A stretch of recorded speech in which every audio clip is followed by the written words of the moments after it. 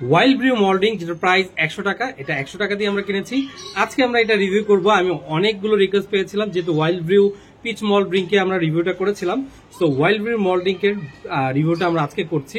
এটা হচ্ছে এফবিএল বা আকিস ফুড অ্যান্ড বেভারেজের একটা প্রোডাক্ট। তো এটা আমরা এখন খুলে দেখব। এটা 10% এক্সট্রা আছে। এটা 300 ml এর হচ্ছে একটা ক্যান।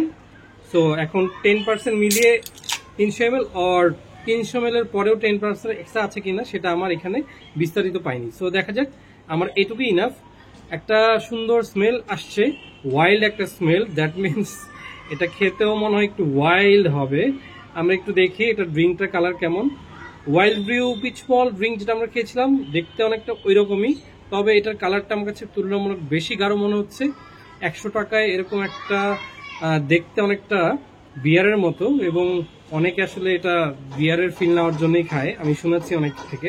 তো আমরা খেয়ে দেখি এটা খেতে কেমন লাগে। বিসমিল্লাহ। অনেক তেতো, একটা ওয়াইল্ড ঘ্রাণ আছে। ওয়াইল্ড ব্রিউ পিচ মল্ট ড্রিঙ্কে আমরা যেটা খেয়েছিলাম ওইটাতে যেমন একটা স্মেল ছিল, ওইরকমই একটা স্মেল, তবে খেতে একদম তেতো। দেখি একটু খেয়ে দেখি।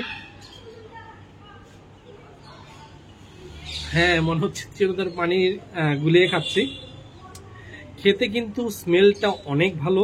আমার মনে হয় এটার সাথে একটু লেবু অ্যাড করে খেলে আরো খেতে ভালো লাগবে। আর এটার স্মেলটা আসলে অনেক বেশি ওয়াইল্ড, অনেক বেশি ম্যানলি। তো যারা ট্রাই করতে চান বা যারা যারা একটু ওয়াইল্ড টাইপের ড্রিঙ্ক খেতে পছন্দ করেন তারা কিন্তু অবশ্যই এটা ট্রাই করে দেখতে পারেন। আমি যেহেতু একটু তেতো খেতে পারি না, তাই আমার কাছে একটু আনইজি লাগছে বা আনকমফোর্ট লাগছে, বাট আমার কাছে ঘ্রাণটা অনেক বেশি ম্যানলি লেগেছে। সো আপনারাও ট্রাই করে দেখতে পারেন ওয়াইল্ড ব্রিউ মল্ট ড্রিঙ্ক, যার প্রাইস 100 টাকা।